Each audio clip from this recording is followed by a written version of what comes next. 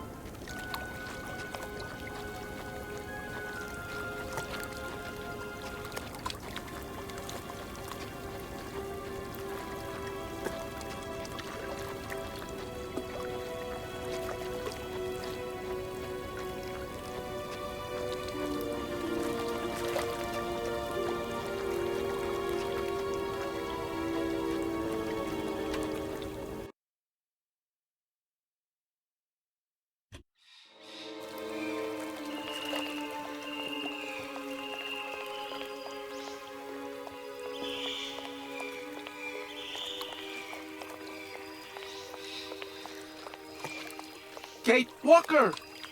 Kate Walker! Come over here, please! I have something to say to you!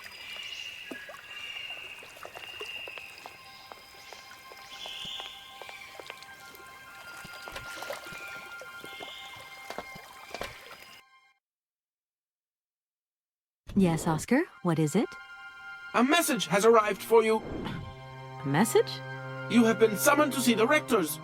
They are the highest authority at the university. They want to talk to you. Talk to me? Yes, to the person responsible for the train. So, I'm in charge now. Sure, okay. But why would these gentlemen want to see me at all? They do not say why, just that it's very important.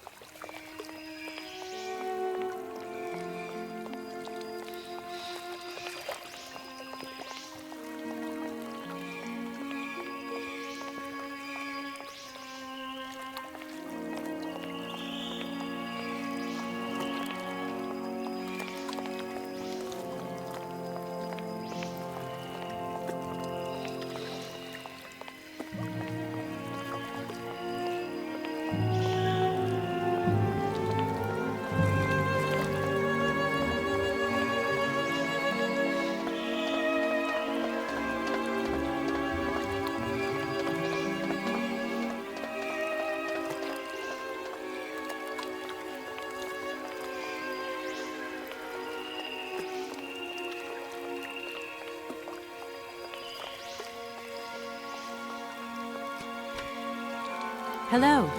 You're on my train, I see. Yes, I've come from Valadiland. It's been a long time since I've seen a train here. Students, did you bring students with you? No, I traveled alone. Well, almost alone. I remember around the start of fall, trains would bring kids from all around the world here to study zoology and botany, paleontology, and all that stuff. This was a great university. And it isn't still great today, then? Today, well,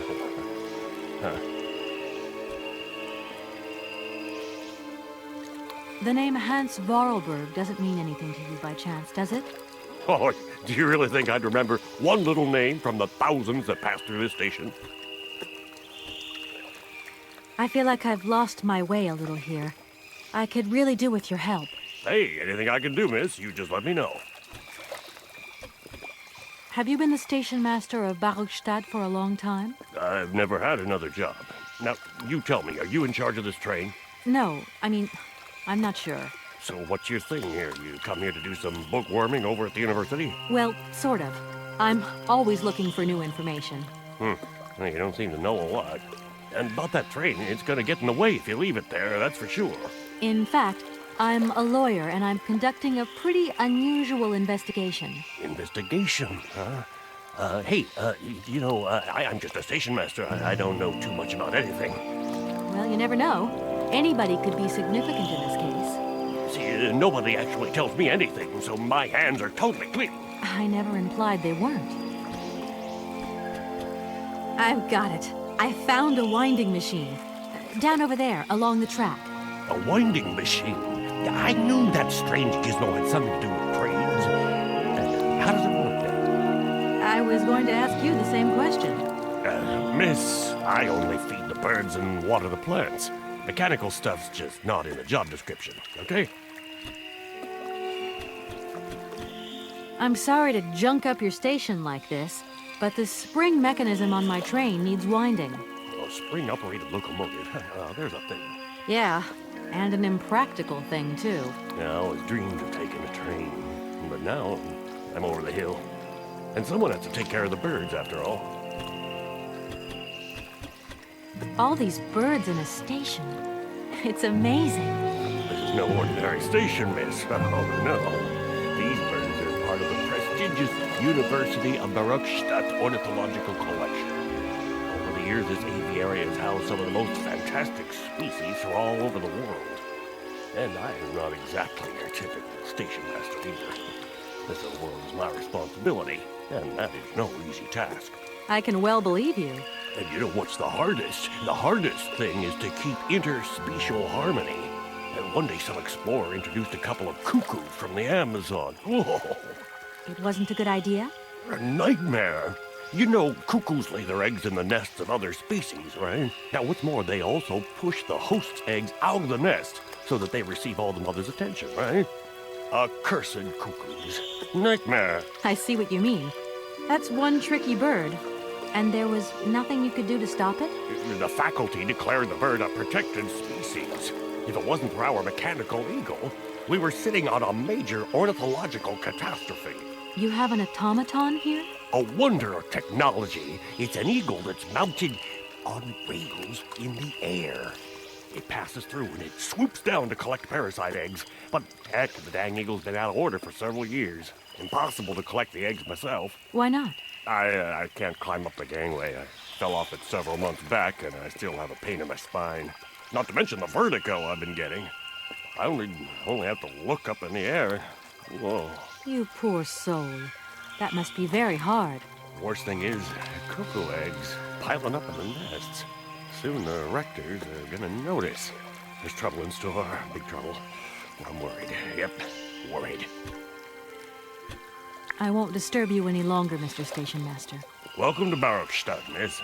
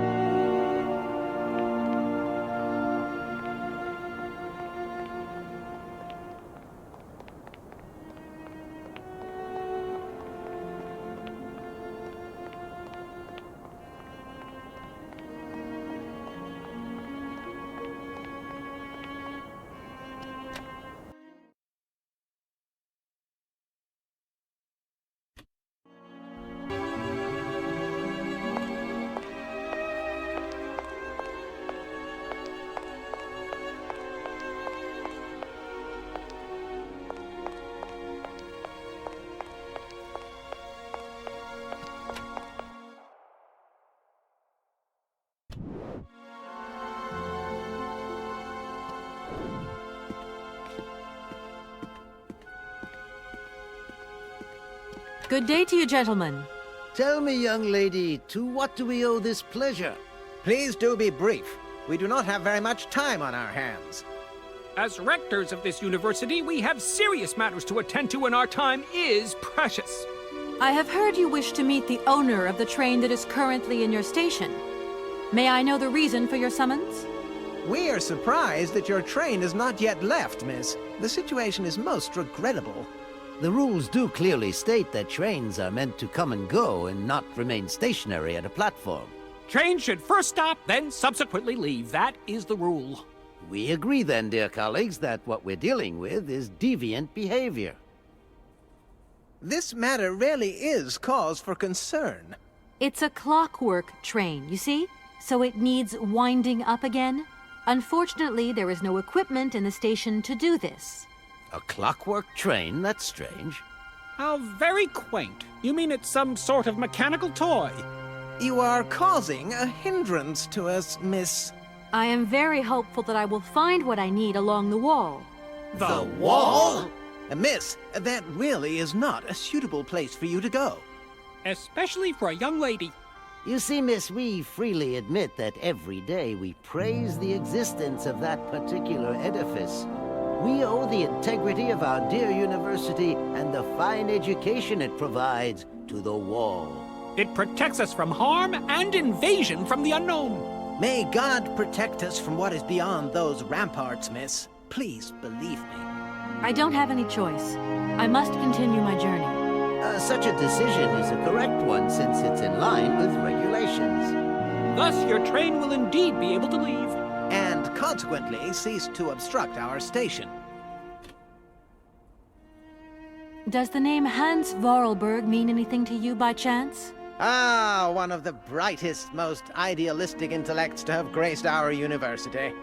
Hans Vorarlberg. I remember speaking to him once. I was still a student at the time. He just stared at me, lost in thought for a while. He scarcely ever said a word. But how can one forget him? Idealistic? I'll grant you that. But bright? Oh, don't go too far. He was completely incapable of passing any exams. All he ever did was to sit in on lessons, and not many of them either. Paleontology, mainly. He had an unhealthy passion for mammoths, which matched the state of his intellect perfectly. That is to say, prehistoric. Prehistoric? How dare you? A little far-fetched, maybe. But he did have flashes of intellectual brilliance, comprehensible only to high-minded scholars who hold no score by appearances. My dear colleague, your hasty conclusions are somewhat cavalier. My assessment is wholly accurate. The boy was a little odd. You must concur if my father, who was rector of the university at the time, had not shown great indulgence towards him. Hans Vorarlberg would have never attended this establishment. What about the bandstand, then? Is that the work of a deranged mind? Even after all these years, you are still jealous of it. My dear colleagues, I beseech you, let's show some decorum. We have a visitor. What do you want with Hans Vorarlberg, miss? Are you a member of his family? No, not at all. I'm looking for him to clear up an inheritance matter. Is he still here? What? Here? At the university? No, not at all. He left a long time ago. Yes, a very long time ago. The very year I was nominated to this position, in fact. Almost 50 years ago already. The poor soul moved on once he learned all he needed to know about mammoths. Ah, this establishment was never quite the same after his departure, it must be said. You mean to say it was never as bad? All that oddball brought to this university was his misplaced fantasies. Gentlemen, let's try to retain the calm and level-headedness that befits our position. Can you possibly help me out here? Miss, your insistence is almost verging on indecency. We cannot constantly be at your disposal. We have many other requests to attend to. If you don't mind, could you not disturb us all the time? Thank you. I haven't introduced myself. My name is Kate Walker. Walker, haven't we already had a Miss Walker? Ethnology Masters, September 1953, if my memory serves me correctly. Perfectly well, my dear colleague. But if I may be so bold, it was a Mr. Walker and not a Miss. It was Bill Walker, sat the June '68 exams. The impudent fool turned up for the oral assessment in jeans, flouting strict internal regulations which explicitly state the required uniform for the occasion. Pure incitement. It was scandalous. Sadly, we have seen worse since. Young people lack all respect of traditional values. Tradition, young lady. One must always uphold tradition. You see, I didn't actually intend to stop here, but the springs of my train gave up, you see? No, not really. You mean to say you're not a student? You have arrived a little late in the term, miss. Enrollment for this year has already terminated.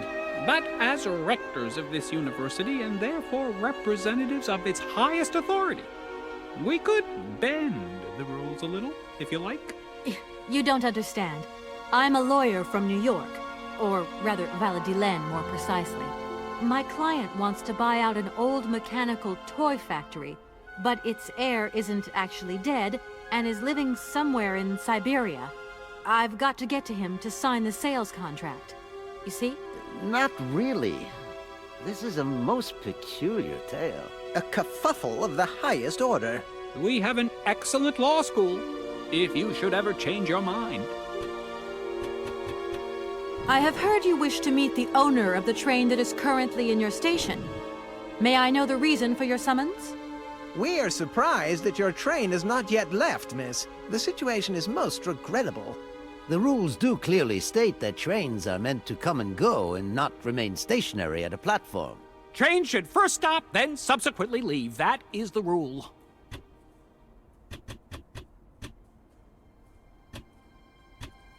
That idea of the station aviary is really very original. It's the pride of our university. One of the specialties taught here is zoology, you see, and more particularly, ornithology. Proper study and instruction should not be limited to books. Observation of living matter is indissociable from theoretical questions. It contains some very rare specimens that have been brought back from far away exotic countries, especially for our university, by the world's most intrepid explorers. Do you remember Alexander Valenbois and his peculiar bird? Absolutely. His gift produced some very embarrassing long-term consequences. A poison chalice indeed. It must be said the situation could have been much worse, however. Oh, yes, it could have been terribly problematic. Here we are, busy chatting, and look at the clock. It's tea time. Already? My word, doesn't time fly by? Thank you for a charming visit, miss. And thank you, gentlemen.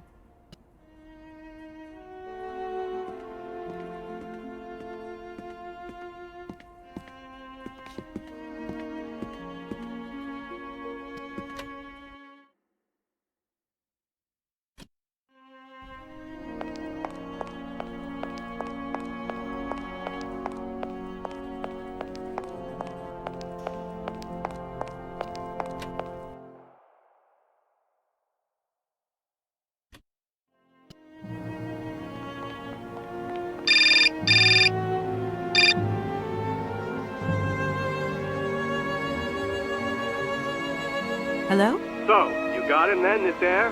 Ah, it's you, Mr. Marson. Good day, and how are you, sir? I'll feel a whole lot better when this whole business is over and the sales contract is signed. Where the hell are you? I'm in Barrackstadt. Bollocks, what? What in God's name are you doing there? It's a magnificent university town. It would appear Hans Vorarlberg once passed by here several years ago. So if he isn't there anymore, then there's no point hanging around. I hear what you're saying, sir, but I have good reason to believe that Hans Vorarlberg is still alive. For the time being, I'm trying to gather extra information from people who have known him. What's your next destination? I'm not exactly sure yet. Doesn't sound like you know too much, Kate. I just need a bit of time, Mr. Morrison. Yeah, well, time is what you ain't got. Keep me posted.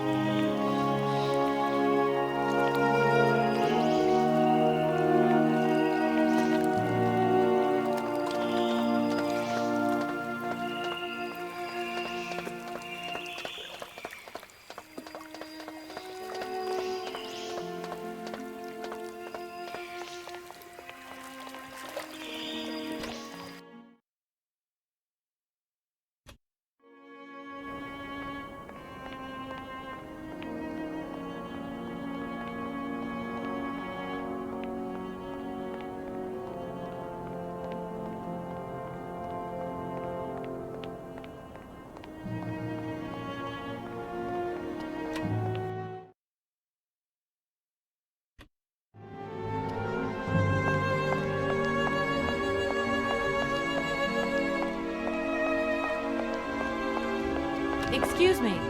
Sir, please, just a moment. Yes, what is it? I'm not deaf, you know. I am sorry to disturb you in your work, sir, but... This young mammothus primigenius is barely 40,000 years old. Fantastic, wouldn't you say, miss? Yes. Probably. What do you mean, probably? I don't know. You don't know? Oh, you don't know, I see. What can I do for you, my dear child? To tell you the truth, I'm looking for Mr. Hans Vorarlberg. He's the sole heir of a very unusual factory. My company is in charge of negotiations for the takeover of this factory. At last word, he was living in Syberia. So, as soon as my train is ready, I'll be continuing my journey eastwards. Syberia. Ah, Syberia. But what was it you said again? Said what? You mentioned a name. The person you are looking for. Vorarlberg. Hans Vorarlberg. Do you know him? Hans Vorarlberg. How could I forget him? Such an extraordinary fellow. So inventive. We shared a passion for mammoths, you know, and we bonded over this passion. Without it, I confess, I would have had little to do with an odd, ageless retard like Hans. At the time, we were both students. Well, sort of. Put it this way. Hans had special permission to attend paleontology lectures. You see, he didn't really have the necessary qualifications. In exchange, Hans did a few odd jobs around the university. Your Hans Vorarlberg sounds uncannily like the one I'm looking for. I'm not sure, my dear. Hans was above all questions of money and business. Just to imagine him running a factory, perish the thought. Can you tell me a little bit more about him? He was always a mystery to me. He never said very much, never quite seemed to grasp what you said to him. He expressed himself instead through his incredible mechanical contraptions. His inventions, I admit, have been much appreciated by the university. The few times we really did talk, it was about his strange interest for mammoths and a doll. Some sort of doll that obsessed him. A doll, you say? Yes, he kept talking about it. One day he described it to me. A sort of children's toy. A miniature mammoth mounted by a mount. It appears he found it in a cave not far from his home. The event all sounds very dramatic. His account was slightly confused, but it awoke a great interest in me. What do you mean? To my knowledge, there is only one tribe who made figurines featuring a mount, and that tribe is the Yukols. They live in the farthest reaches of Syberia, and for them, the dolls constituted a sacred object, illustrating one of their central legends. How such a doll made the journey from the frozen Siberian north to a cave in the French Alps is a mystery to me. Even today, it is beyond my comprehension. Have you considered that Hans Vorarlberg was maybe making it up? You said yourself he didn't seem to have all his mental facilities intact. No, that's impossible. Hans couldn't invent a story like that. The doll is a sacred part of the Syberia legend. He described it to me in exact detail. Syberia itself is a chimera that paleontologists of the world are very fond of pursuing. Professor, I have brought you something that should be of interest to you. Look. What have you got there, then? Let's see. An effigy of a mammoth. But this is Hans' doll, is it not? Yes, of course it is. How on earth did you... Oh, my God. It's in my hands. It exists. It really exists. Please do excuse me. I'm deeply, deeply moved. You see? Your Hans and my Vorarlberg heir are one and the same. This is incredible. After all these years, how can I ever thank you, my dear? Oh, I must waste no time. I'm off to my laboratory. I must study this carefully. May I borrow your treasure a moment? Well, actually, Don't worry, miss. I will take the greatest care of it. But I need to study it. You see, it has such importance to me that this very afternoon I shall deliver an impromptu lecture to my students about this very object. If you are interested in Hans Vorarlberg, then it is essential that you attend. Do you think so? Obviously. Give me your telephone number and I will call you the moment my lecture begins. I will return you your doll at the end. You have my word. In that case, see you later.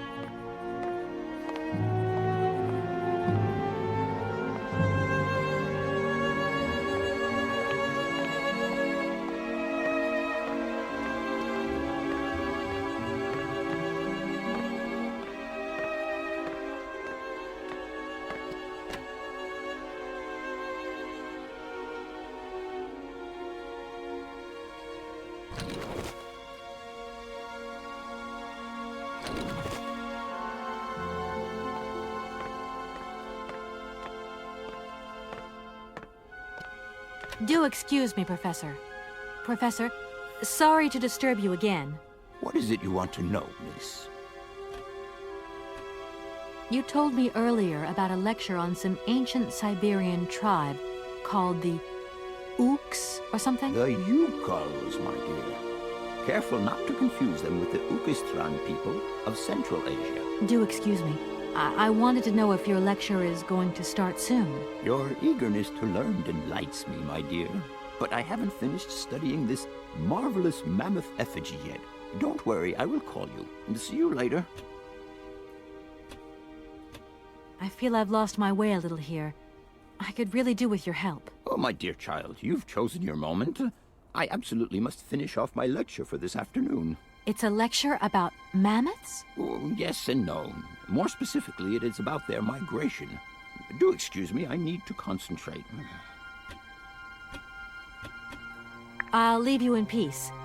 I hope I haven't disturbed you too much. Sorry? No, not at all, my dear child.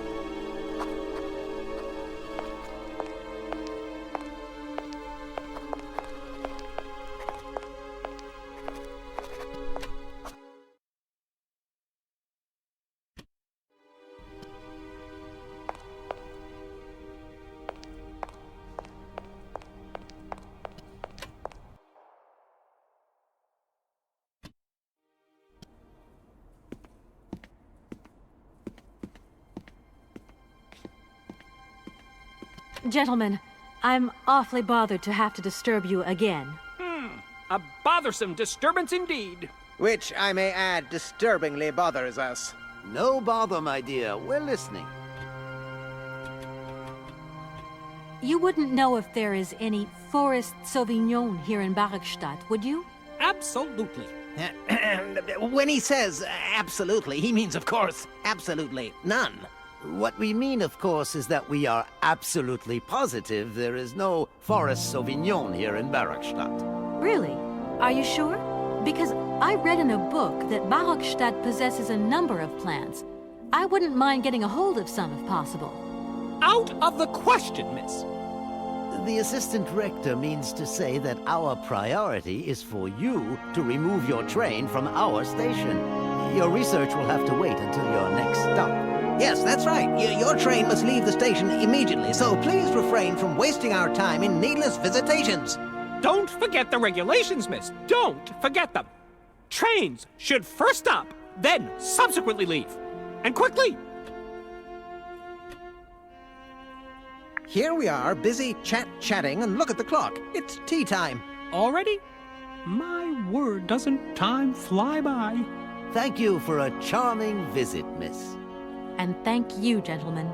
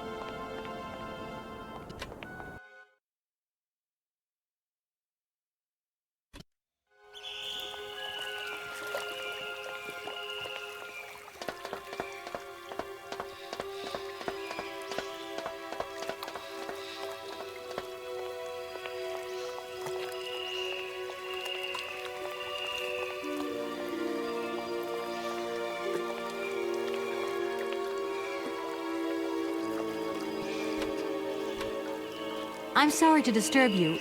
What can I do for you, miss? Where might I find some Forest Sauvignon plants, please? No place around here, that's for sure. I don't know what you're talking about. That stuff's from the Amazon. You know, for someone who knows nothing about the plant, you seem pretty well informed about which mysterious faraway country it comes from. Oh, Amazon, Peru, Papua New Guinea, it's all the same to me. Gotta go. Gotta work. Wait, don't go. You know what? I don't think he was being totally straight with me.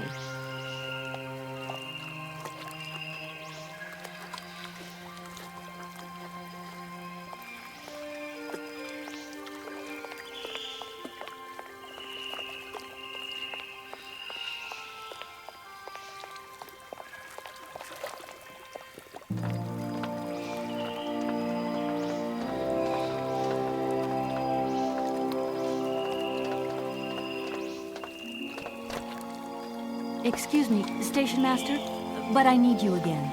Can't you see I am very, very busy? No. Well, I am. Very busy indeed. But, okay, I think I can give you a minute of my time. I'm looking for a kind of little juicy berry. You don't know where I could find some? Look, lady, the station doesn't have any Sauvignon berries, not even Forest Sauvignon. Funny you should mention it. That's exactly what I was looking for. Forest Sauvignon.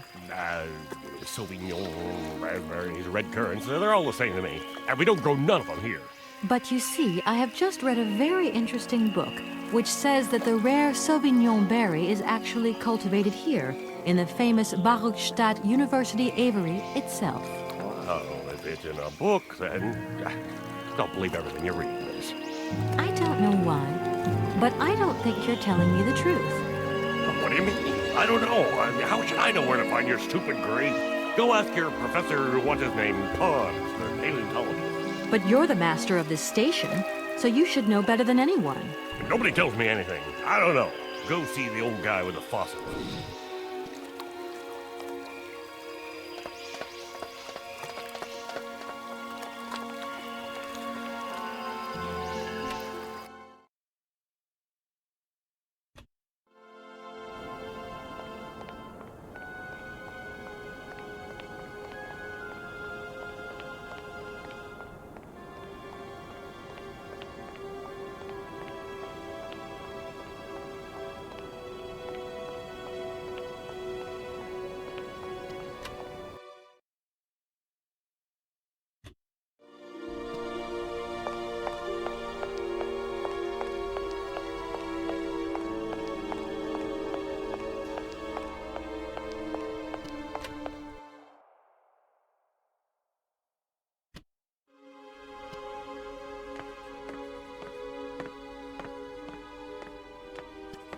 Do excuse me, Professor. Professor, sorry to disturb you again. What is it you want to know, miss? You wouldn't know where the forest Sauvignon plants are kept in Barkstadt, would you? Why do you think there are Sauvignon plants here? I read about it in a book at the library. Try going to see the station master. If such a shrub exists, he will have a better idea than anyone. It's actually he who sent me to you. I thought it a little strange, but he definitely said ask the paleontologist. You're the only one here, aren't you? Yes, yes indeed.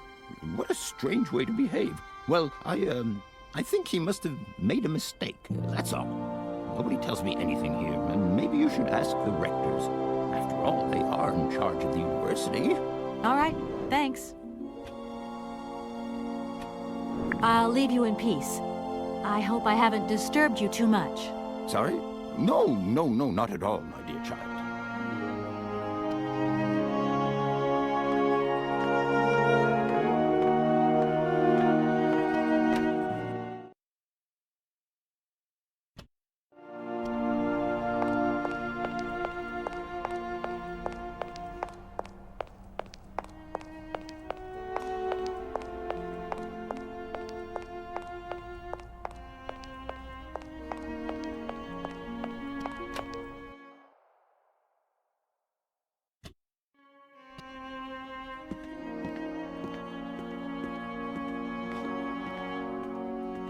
Gentlemen, I'm awfully bothered to have to disturb you again.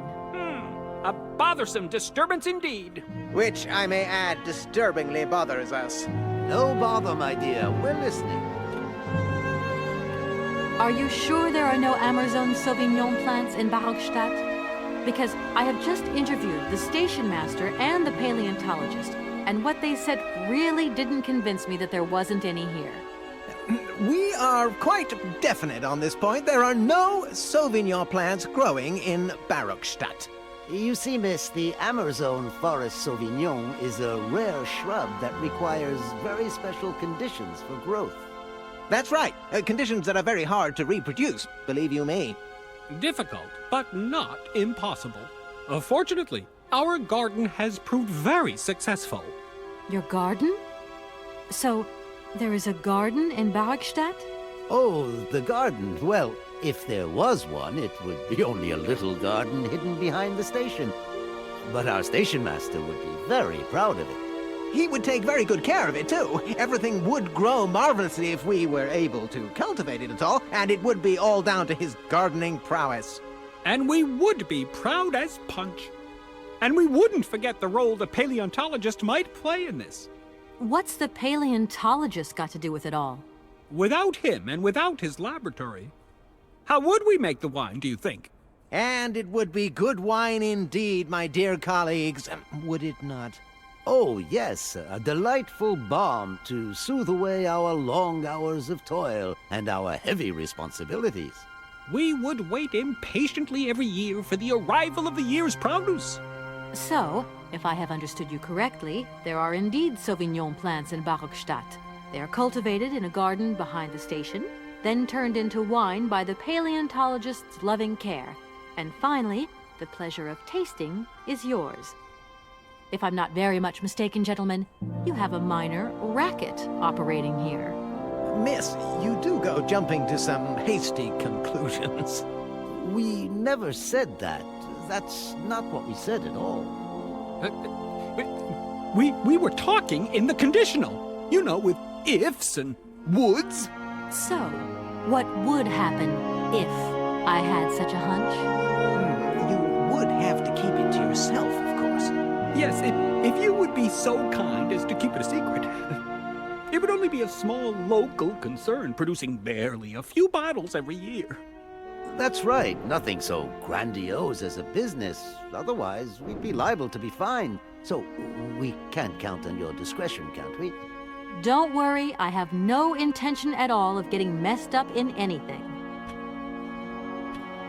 Here we are, busy chatting, and look at the clock. It's tea time. Already? My word, doesn't time fly by? Thank you for a charming visit, miss. And thank you, gentlemen.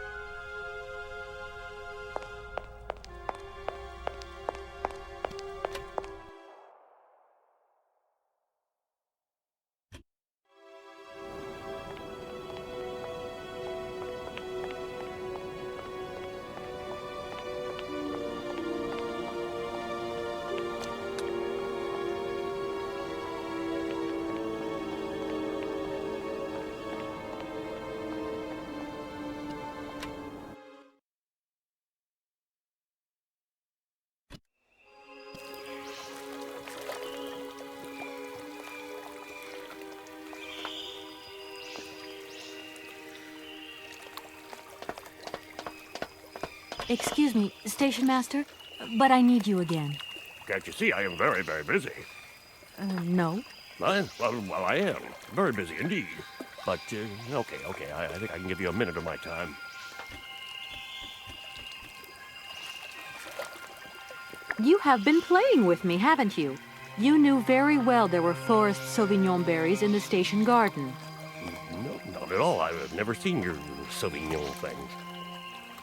You don't have to lie to me. I know all about it. You and the rectors are in cahoots, and the professor's lab has been turned into a distillery. You've all got a nice little smuggling racket on the side. Smuggling racket? Hey, lady, you're going a bit far there. It's just a little on-the-side thing we got going, that's all. It's just for ourselves. Hey, be honest. You should be ashamed of yourselves. Aren't you worried about the reputation of this fine university? The authorities should be informed of this. But we haven't done anything wrong. It's not a crime. Can you open the gate to the garden, please? Sure. No problemo. Right, miss.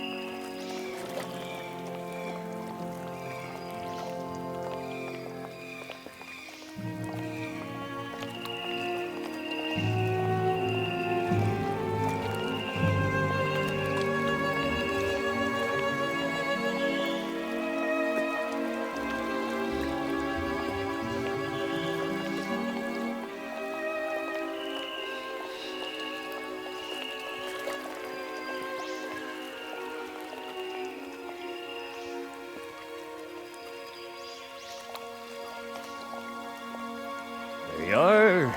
Please feel free to visit the garden at your leisure. And there was just one thing. I'm not a liar. Not really. Just mum's the word.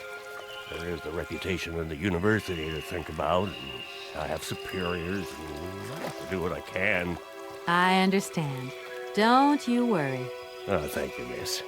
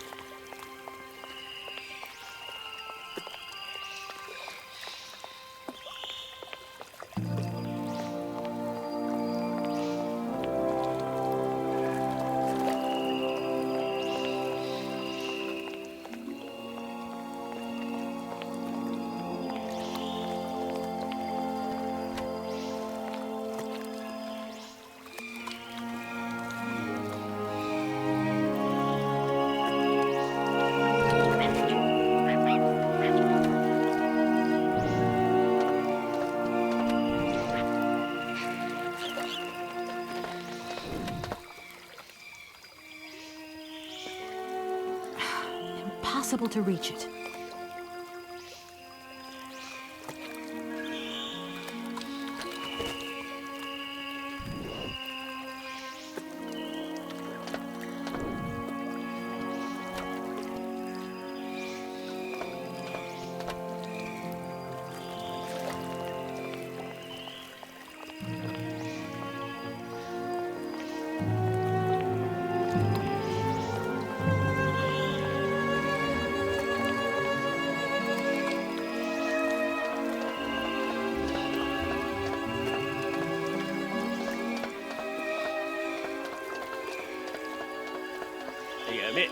Miss, please, excuse me.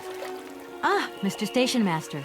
Rest assured my train will no longer be cluttering up your station. You must be happy. Oh, yes, very happy, of course. There was just one thing I wanted to... Yes? You know, I want to apologize for our little misunderstanding. I brought you a bottle of wine. Markstadt Sauvignon. Very good year. Let me know what you think. I'm very touched. Thank you. Good luck on your journey, lady. Thank you.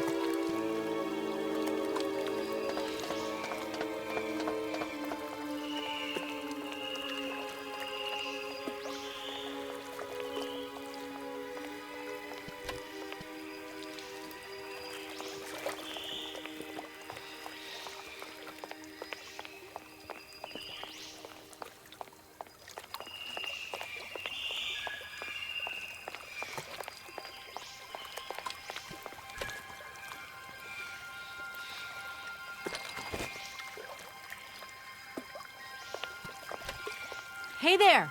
On the boat! Guten Tag, schöne Mademoiselle. My husband say, hello, young lady. You want to talk to us?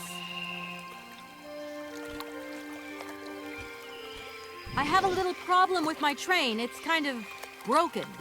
I've absolutely got to get it out of the station. Do you think you could tow it over to the wall with your barge? Lock closed. Barge blocked. But if the locks were open, would it be okay to tow my train then? Por qué no? More money for that werk. Ah, it's possible. My husband say we help you if you give money. Right. And how much do you want? She wants that. He wants $150. $150? I don't have that much. No money, no barge. Let me offer you 75. Nay, $125. Out of the question. $100 and not a dime more. Correct. You have barge for $100. Great. Now, don't move. I'll be back as quick as possible with the money. I'll leave you to it. I won't disturb you again. До свидания.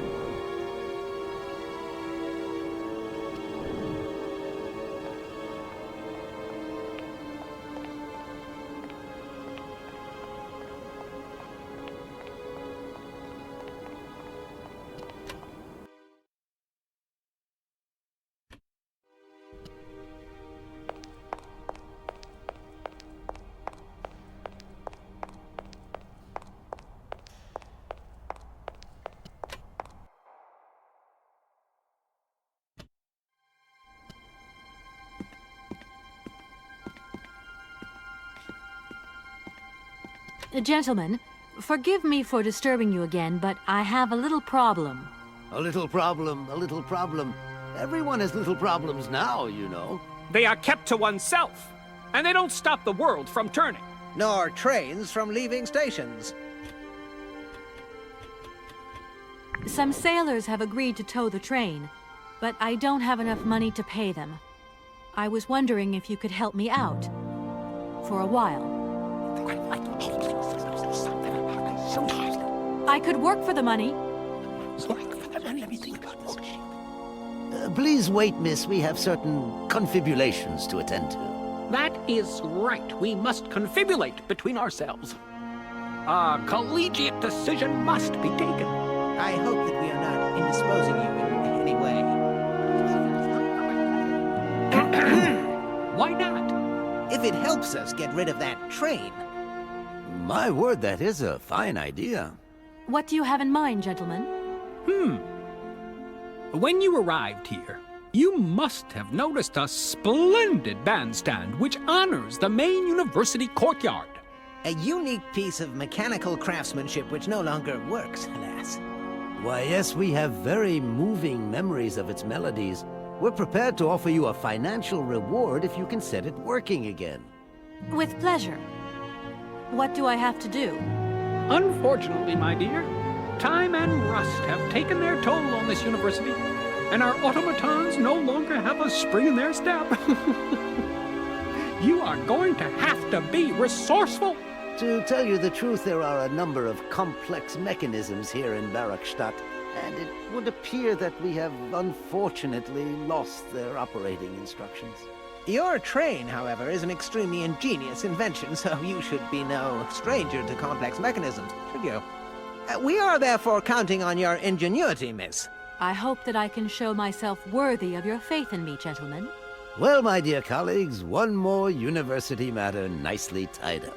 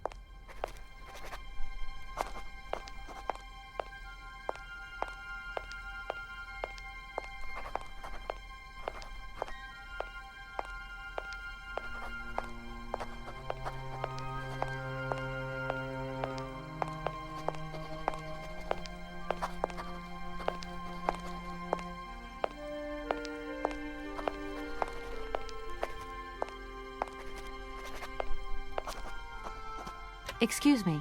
Can I disturb you a second? No, You could be a little bit nicer about it. keep quiet. In case you haven't noticed, we're somewhere that requires silence and tranquility.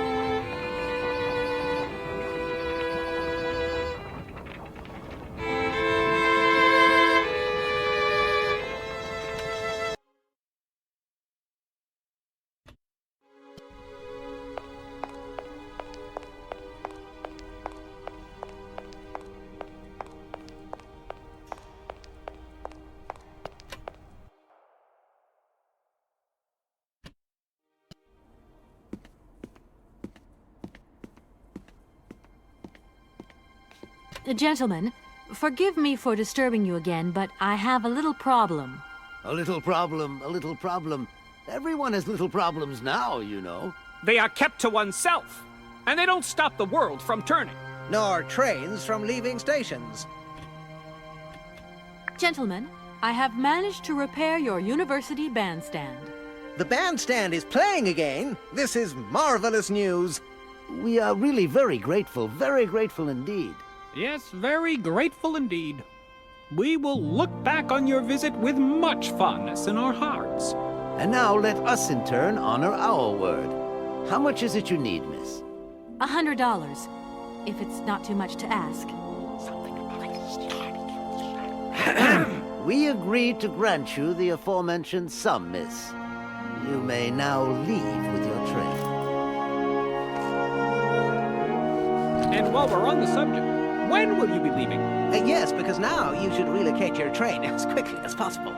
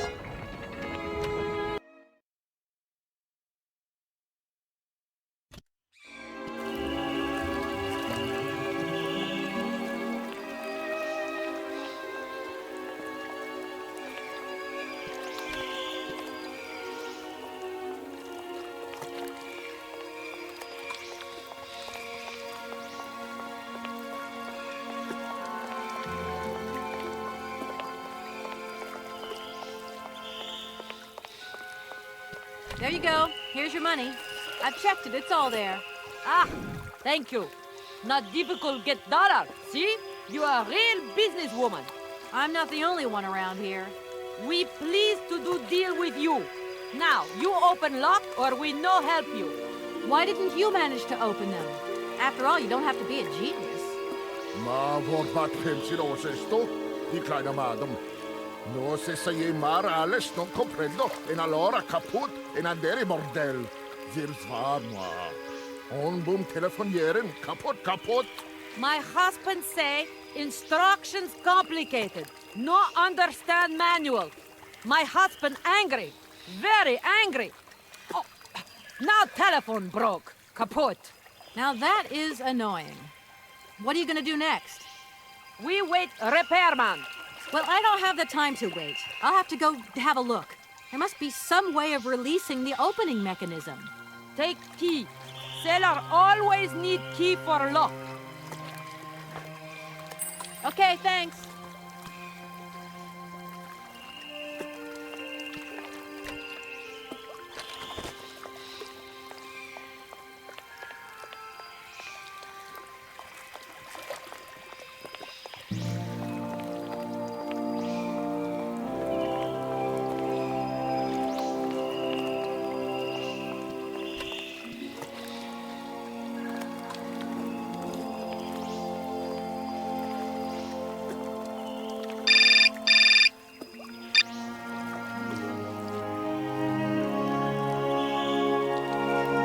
Hello?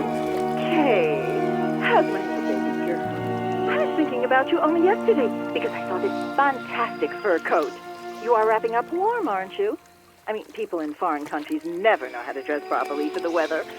Mom, it's so sweet of you to worry, but I'm fine, really. The trip's a breeze, no worries. I mean, there's... Well, when are you coming back? Frank is dying to meet you. Frank? Oh, yeah, your singer. You two seeing each other then? Oh, you'll never guess the surprise he gave me yesterday. No, I suppose I won't. Frank invited me to a big charity show organized by, someone or another. Anyway, they got him singing a couple of old numbers from his repertoire, and in the end, He asked me to go up on stage with him. Can you imagine me, your mother, on stage in front of thousands of people? Wow, I would have loved to have been there. Not too emotional, I hope. Oh, too emotional by far, especially as I hadn't even been to the hairdresser. Well, I didn't even have the proper dress on. But Frank promised me he'd see to that next time. Oh, he's such a cutie, and he's got the sweetest little...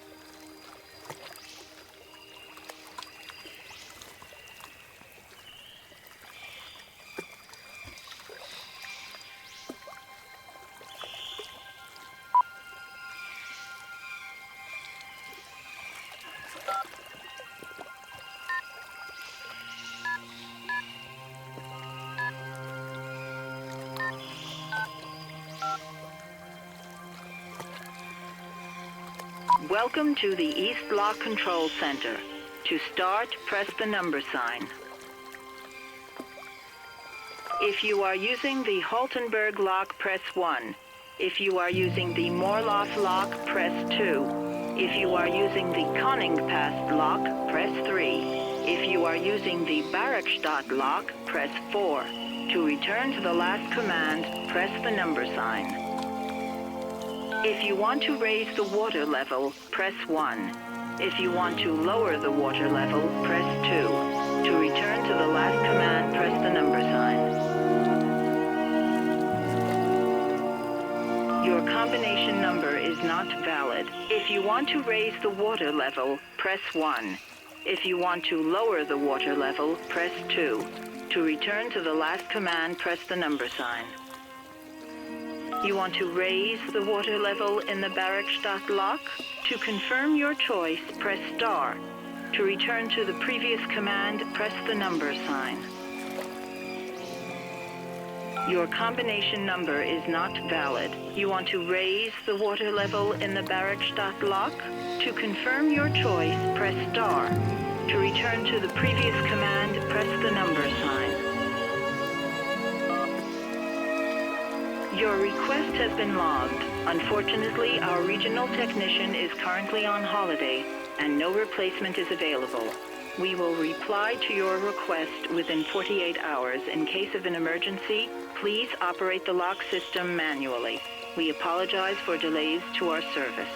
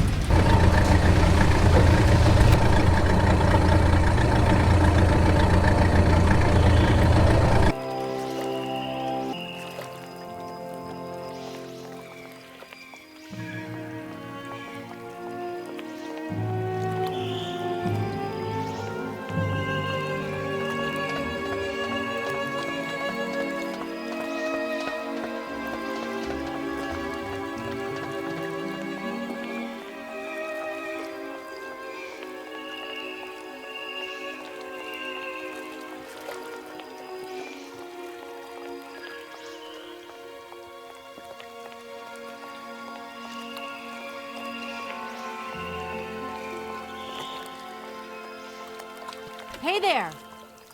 On the boat! Da, barge on other side. You still need us? What do we do now to tie my train to the barge? Mademoiselle Tak, loco coco mitchen. What did your husband say? You attach chain to train and chain to train with barge. Hop, catch yourself.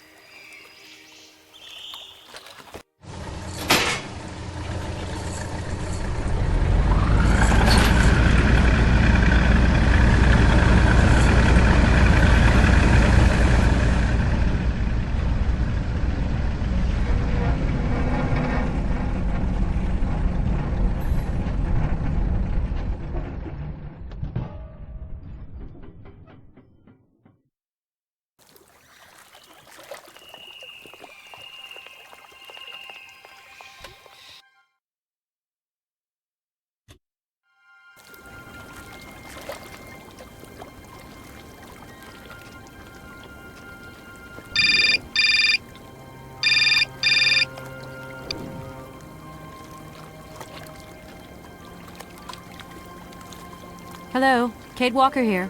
Miss Walker, this is Professor Ponce.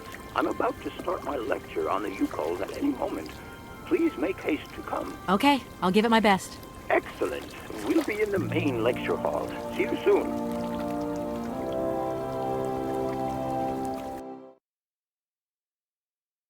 Ah, there you are, Miss Walker. Good.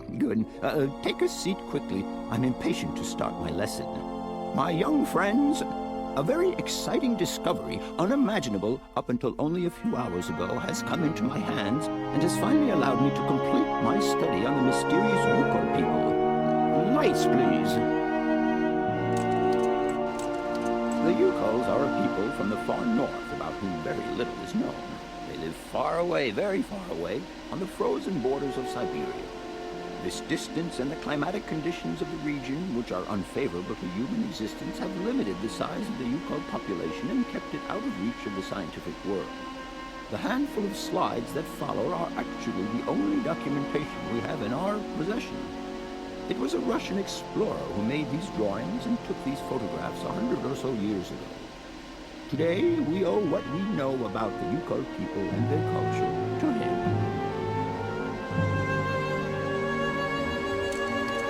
We know that the origins of the Yukos date back to the last Ice Age.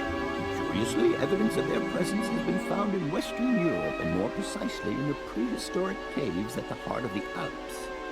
This people, it seems, undertook a long migration over centuries towards the far north of the globe. The reasons for this migration are due to the importance of the mammoth in their craft, trade, and culture. They used them for transportation and as beasts of burden. The mammoth brought them meat, skins, fat, and ivory. Man and animal lived in symbiosis. There's no doubt about it. Mammoths started to drift away from the region due to changing climatic conditions, and the Yukos followed them to the north, to the edges of Syberia. Prehistoric cave drawings, identified as Yuko in origin, first led me to the extraordinary hypothesis that the Yukos had managed to domesticate the mammoth. They are, to the best of our knowledge, the only prehistoric people to represent a man riding a mammoth. Today, because of this genuine mammoth skin effigy, identified by myself as an authentic Neolithic object, I can confirm this hypothesis. Yukol forebearers managed to tame mammoths. Prehistoric man uses little imagination. He draws what he sees and represents scenes from real life.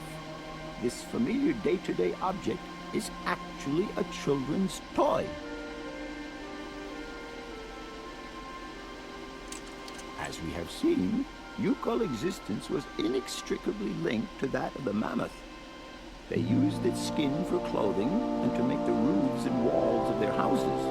They used the tusks to build the frameworks of their homes, as well as weapons, tools, and jewelry. Curiously, the disappearance of the mammoth 12,000 years ago had no immediate effect on the Yukol's way of life. It seemed that for a long time after, the people maintained their strong bond with the mammoth through the centuries. As incredible as it may seem, the Yukol people have continued right up until the start of this century to feed themselves on mammoth meat and to use the skin for clothing and shelter. Their ivory craftwork industry is still flourishing. It would appear that to preserve ancestral customs, the Yukols learned how to exploit through the centuries the large number of frozen mammoth carcasses that were perfectly preserved in the ice of the Siberian tundra. They have been able to live mainly off this enormous freezer stock for almost 30 centuries. As plausible as this explanation may seem, it seems it is not enough for the scientific community who, I will confess, is greatly perplexed by the question. In the absence of acceptable scientific evidence, we have to make do with Yukol shaman artifacts. The research department that I have the honor to represent today lends no credence to the myths and legends that these tribal charlatans peddle. We have to take their stories at face value, mere tales to while away the long Siberian winter. The legend of the Siberian ice ark is a very good example. You are invited to find out for yourselves from the pamphlet that I had passed around to you. This legend would have us believe that today, somewhere on a lost island to the north of Siberia, there are living mammoths still in existence, a sort of hangover from the Ice Age. This small herd has been miraculously preserved for more than 120 centuries by the Yukol's tender care. And the island on which the pachyderms are said to live is called Syberia. My friends, I advise you to resist the temptation you may have to believe in this pish and tish. The island of Syberia is not charted on any map, and the idea that mammoths have survived to the 21st century is an idle scientist's pipe dream.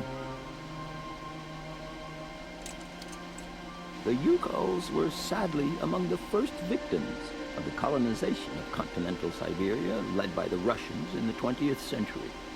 The Kolkhoz and Sovkhoz systems, as well as the exploitation, disdain, and humiliation the people had to suffer, marked a definitive break in the Yukol's traditional lifestyle. And since the collapse of the communist regime, the Yukol population finds itself confronted with the same political and social upheavals that other Siberian communities are experiencing. There are two consequences to arise from this. Some Yukols have lost their tribal identity and have integrated into the Russian population. Others, however, have sought long and hard to re-establish links with their ancestral culture that was lost under the Soviet regime. Now, at the start of the 21st century, the last true surviving Yukols have gone to live on the vast territories of their ancestors. Nobody knows today where they live or how they survive. Their very existence would be a matter for speculation if they did not turn up periodically at the tundra's most isolated fur trading posts to exchange mammoth tusks for essential items. There ends my lecture for today. Thank you for being among us today, Miss Walker. Please make your way to the laboratory where you will find your mammoth doll. There are also photocopies of my lectures should you so require them.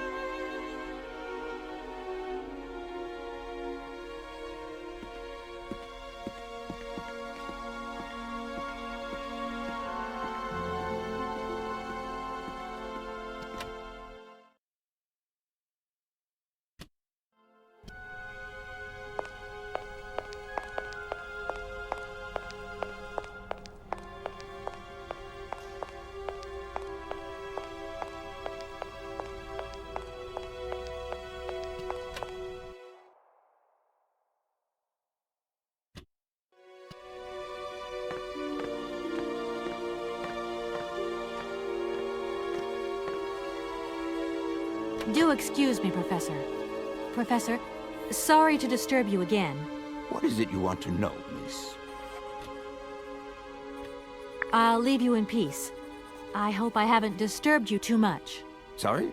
No, not at all, my dear child.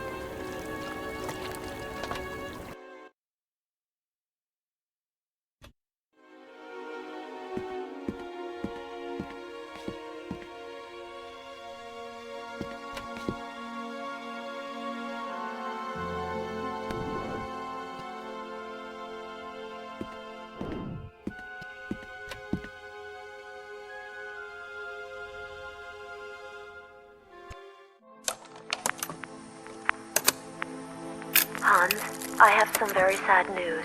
Our father is dead. He passed away peacefully last Sunday in his sleep. I feel so lonely now. Father had been but a shadow of himself since your departure. I had to take care of everything for him. Housework, factory paperwork, the workforce, clients, everything. And now, today, well, I really don't know who or what I'm fighting for. Times are so hard, and this terrible war is destroying everything. Nobody cares for our automatons anymore. I just think about you returning. And when you do return, I will have turned this factory into a palace worthy of your genius. Please take care of yourself. I love you so much, Anna.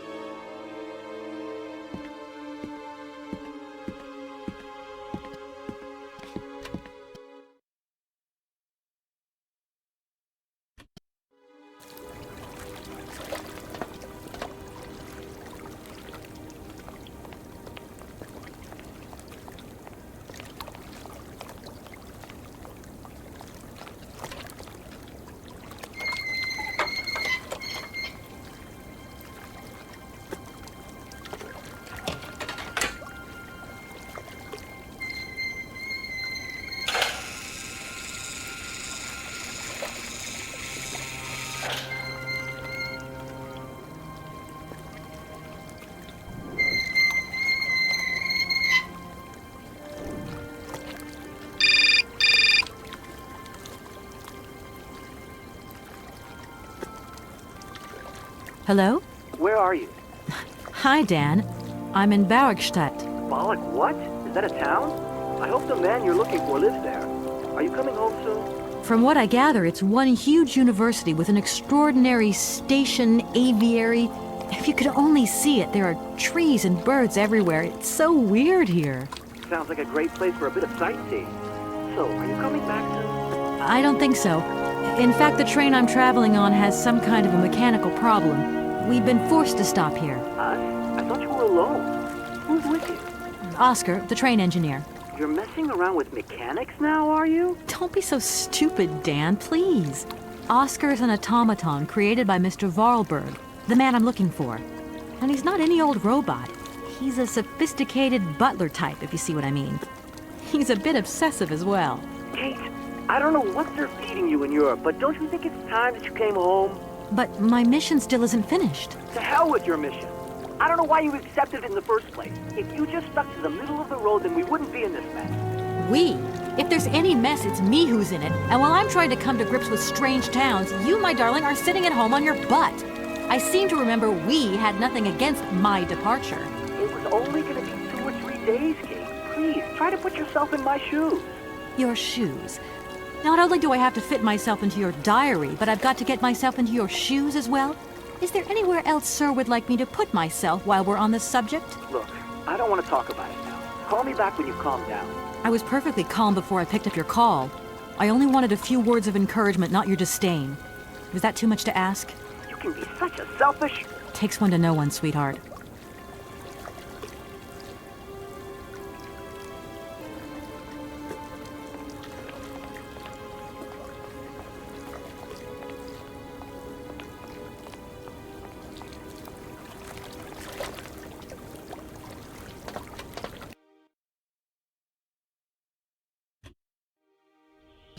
Everything okay, Oscar? Yes, Kate Walker. I am awaiting your instructions. Oscar, if you tell me one more time something's missing, I'll... Everything is ready. Take your seat, Kate Walker. We are leaving. I'll... Okay...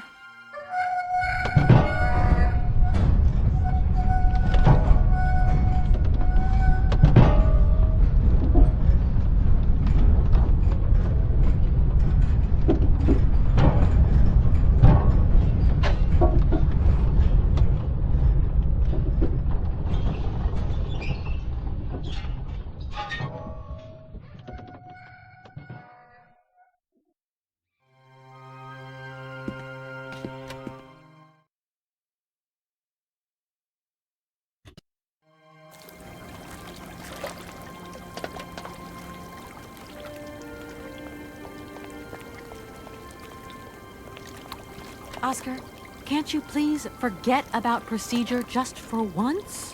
Your request is refused, Kate Walker.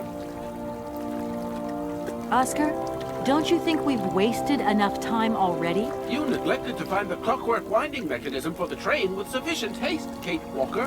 What nerve! And you refused to lend a helping hand. Help that could have been invaluable to me. I agree, Kate Walker. If you weren't so obsessed by procedure, we wouldn't have had a hitch. I am not entirely convinced, Kate Walker. Oscar, please, let's get in the train and leave, can we? Yes, Kate Walker. Give me the visa. Okay, see you later, Oscar. Yes, Kate Walker.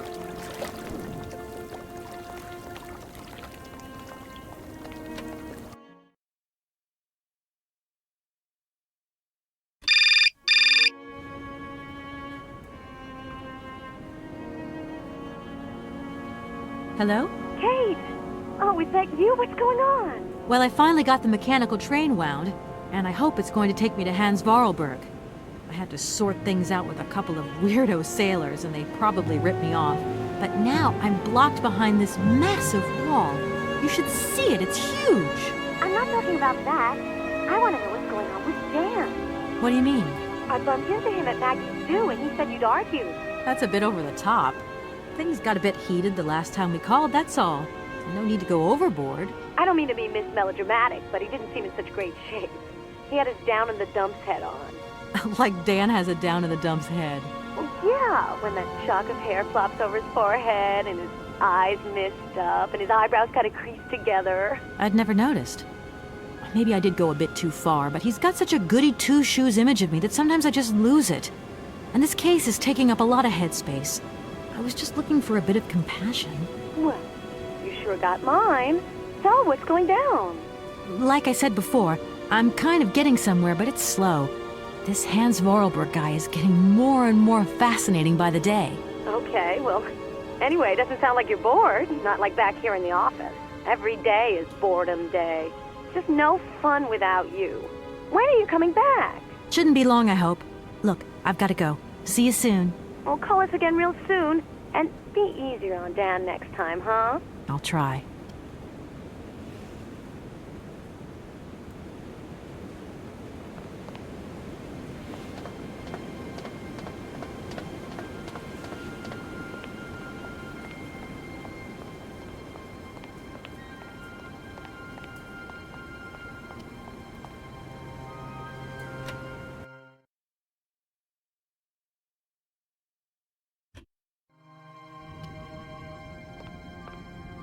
Good day to you, sir. Captain Malatesta, Commander-in-Chief of the Bergstadt border post at your service, madam. I need a visa to cross the wall and to continue my journey to the east. They told me that you are the only person in a position to issue such a visa. Indeed. This responsibility is part of my duties. However, I am not currently issuing visas because nobody must venture beyond the wall. And why not? It's far too dangerous, in particular for a lady of your standing who is traveling unescorted. Dangerous? What exactly do you mean, Captain? The enemy, miss. The enemy. I've been observing them for several years through my telescope. There's one particular horseman stationed yonder.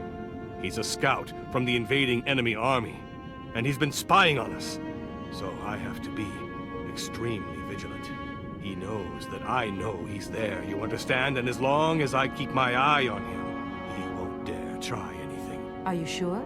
Please, take a look for yourself.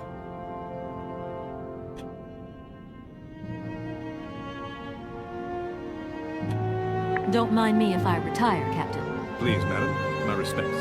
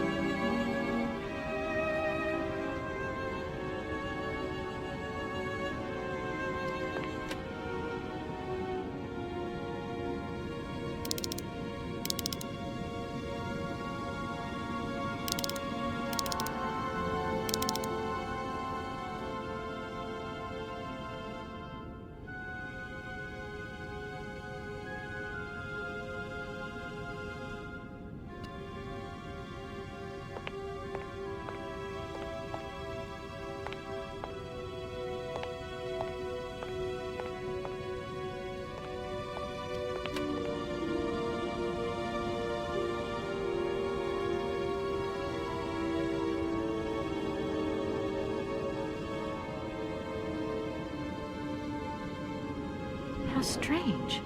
I can't see a Cossack horseman at all. There's just a dead tree in the middle of an empty plain. That poor captain must have really bad eyesight. Good day to you, sir. Captain Malatesta, Commander-in-Chief of the Bergstadt border post at your service, madam.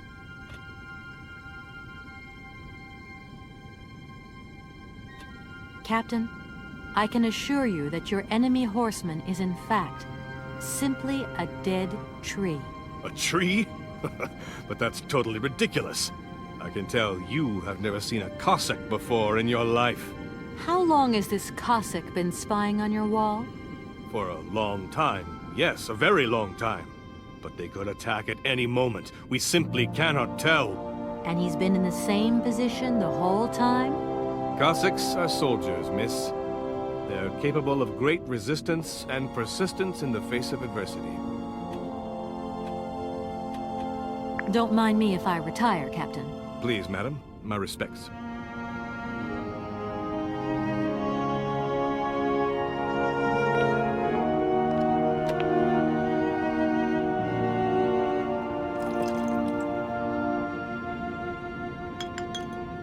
Colonel, sir.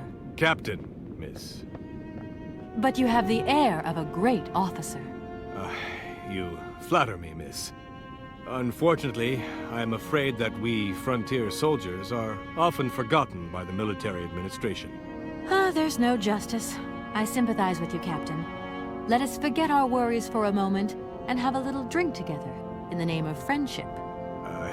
It would be my pleasure, miss, but the regulations strictly forbid it. Come on. A little glass of wine never hurt anybody, and nobody will know. Wine, miss? You are putting me in a very delicate situation. Don't deny yourself, Captain. Just a little glass. I assure you, it is excellent. Well, perhaps just a drop.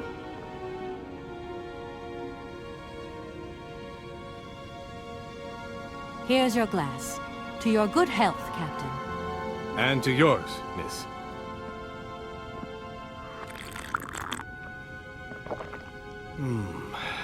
It's been a long time since I've drunk wine in such pleasant company.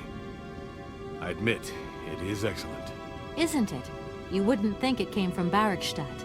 It is made from the Amazon forest Sauvignon grape that has been miraculously conserved and cultivated in the station garden. Well, well, well.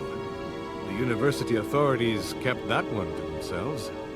You know, Captain, it is essential that I continue my journey eastwards.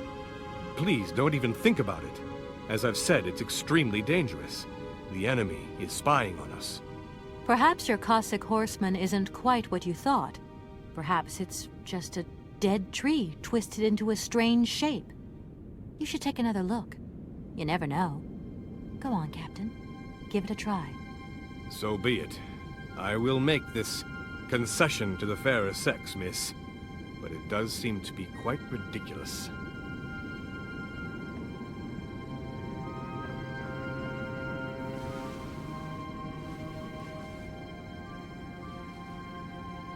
Incredible. How is this possible?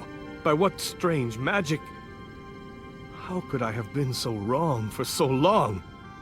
The enemy was only a tree. I'm so ashamed. It's not that bad, Captain. It's only human to make mistakes after all. A tree. Nothing but a dead tree.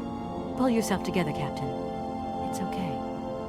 And now I suppose there's nothing stopping you from issuing me a visa? Yes, of course. There is no more danger. All these years. And now the Cossack has gone. There is nothing left to watch.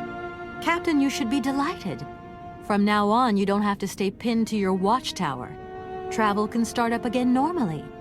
You will be able to resume your regular duties like issuing entrance and exit visas. You are right. I will sign you a visa to cross the wall frontier immediately. 1,000 apologies. Here, miss.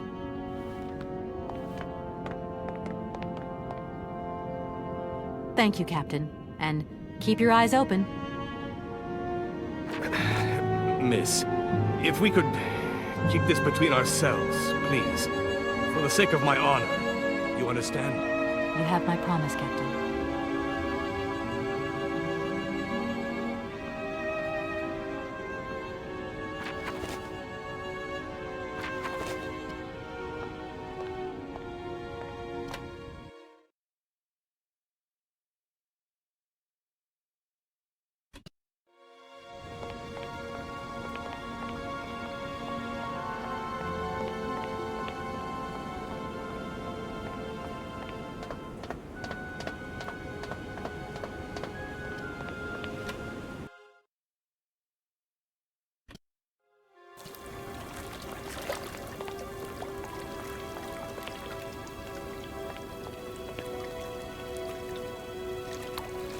Here is the visa. I hope it's regulation, my dear Oscar. It is regulation. Here is your ticket.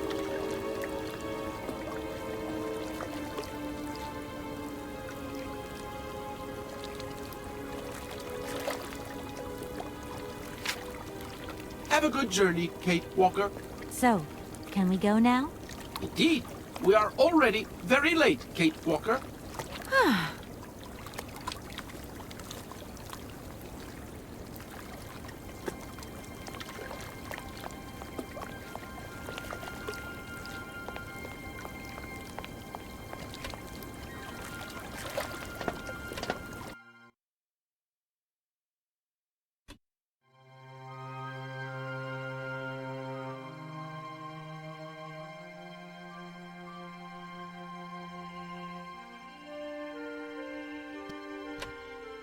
Here you go, Oscar.